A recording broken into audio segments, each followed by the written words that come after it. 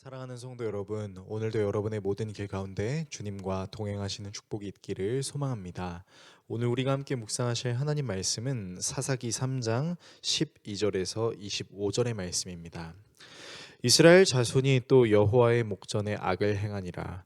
이스라엘 자손이 여호와의 목전에 악을 행함으로 여호와께서 모압 왕 에글론을 강성하게 하사 그들을 대적하게 하시매 에글론이 암몬과 아말렉 자손들을 모아 가지고 와서 이스라엘을 쳐서 종려나무 성읍을 점령한지라.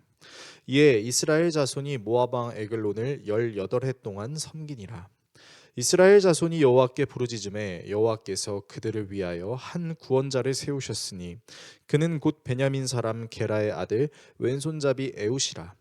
이스라엘 자손이 그를 통하여 모압 왕 에글론에게 공물을 바칠 때에 에웃이 길이가 한 규빗 되는 좌우의 날선 칼을 만들어 그의 오른쪽 허벅지 옷 속에 차고 공물을 모압 왕 에글론에게 바쳤는데 에글론은 매우 비둔한 자였더라. 에웃이 곡물 바치기를 마친 후에 곡물을 메고 온 자들을 보내고 자기는 길갈 근처 돌 뜨는 곳에서부터 돌아와서 이르되 왕이여 내가 은밀한 일을 왕에게 아뢰려 하나이다 하니 왕이 명령하여 조용히 하라 하매 모셔선 자들이 다 물러간지라. 에웃이 그에게로 들어가니 왕은 서늘한 다락방에 홀로 앉아 있는 중이라.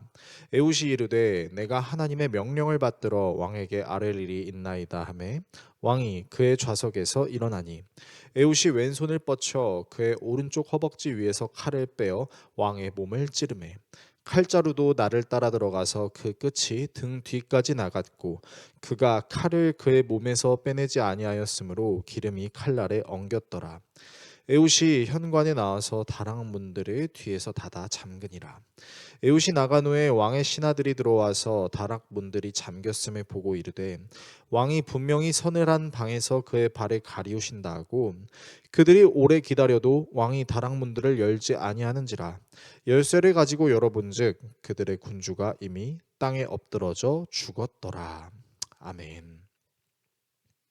오늘 본문은 사사 온니엘로 인한 평화의 시대가 왔음에도 불구하고 다시 하나님께 악을 저지르는 이스라엘 사람들, 그리고 그 사람들을 구원하시기 위해 하나님이 세우신 사사 에웃에 대한 내용인데요.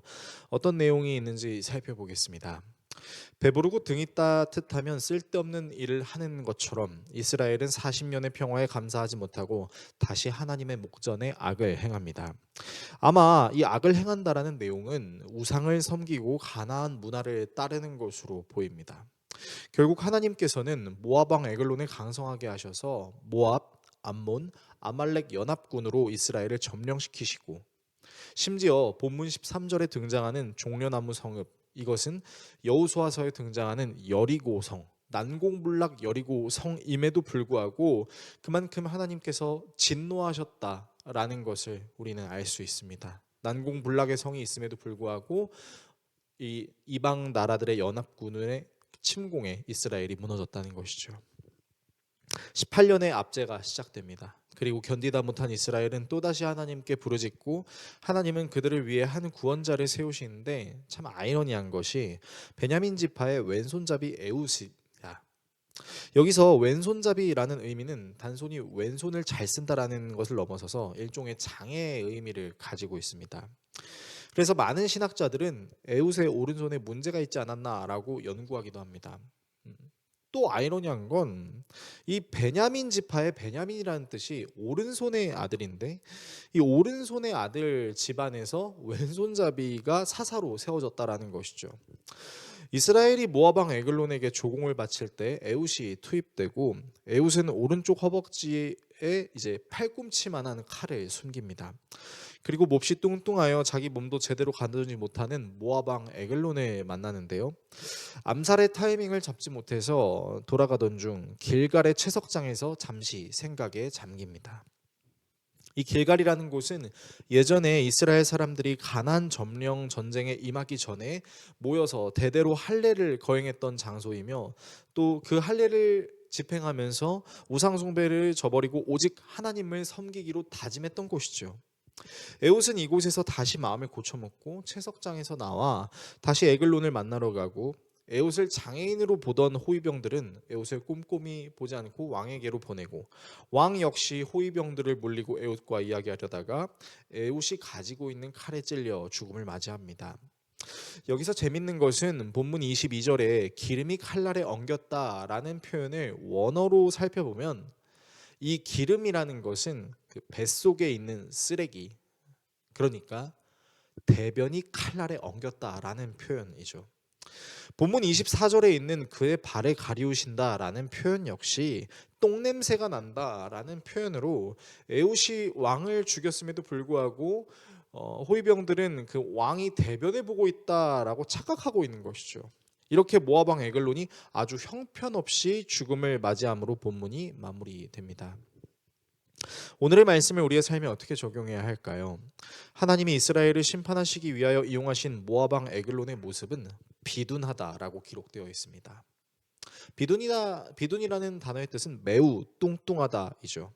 그리고 하나님께서 에웃을 통해 에글론을 심판하실 때 성경 기자는 에글론의 몸에 똥이 흘러나왔고 에글론을 지키는 호위병들 역시 똥냄새를 맡아서 왕의 다락방에 들어가지 않았다라고 기록하고 있습니다.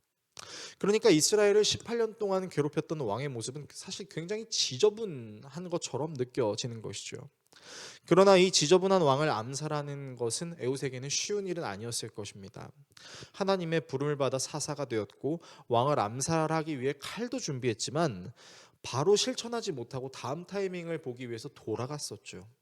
하지만 돌아가는 길에 선조들이 하나님만을 예배할 것을 다짐했던 그 길갈에 우상들이 즐비한 것을 보고 길갈에서의 다짐을 다시 생각하며 하나님께서 자신을 사사로 세우신 것을 다시금 마음을 확신하고 그 에글론을 죽이러 가는 것이죠.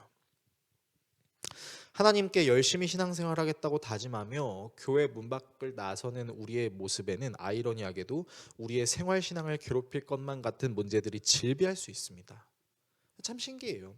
분명히 하나님의 뜻대로 살기로 다짐한 그날 바로 다음에 우리에게는 고난이 찾아올 수 있습니다. 그러나 어쩌면 그런 고난들은 모압 왕 에글론의 비둔함, 똥찌꺼기처럼 별것 아닐 수 있습니다.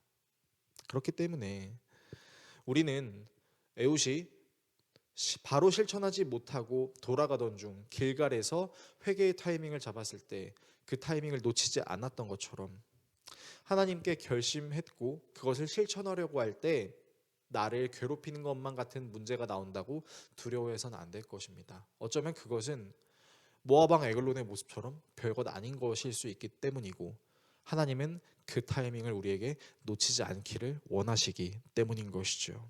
따라서 오늘도 우리의 신앙을 괴롭힐 수 있는 문제들이 생각보다 사소하고 별것 아닐 수 있음을 기억하며 하나님께 다짐하고 선언한 그때에 하나님께 약속한 것을 담대히 실천할 수 있는 우리 모두가 될 수 있기를 예수 그리스도의 이름으로 축원합니다. 기도하겠습니다. 우리를 사랑하시는 하나님, 하나님께 바르게 살겠다라고 다짐한 그 다음에 우리에게 고난이 찾아올 수 있습니다.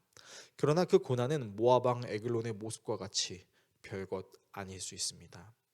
그것에 두려워하지 아니하고 하나님께 다짐했던 것을 담대히 실천하며 살아가는 우리들의 생활 신앙이 되게 하여 주십시오.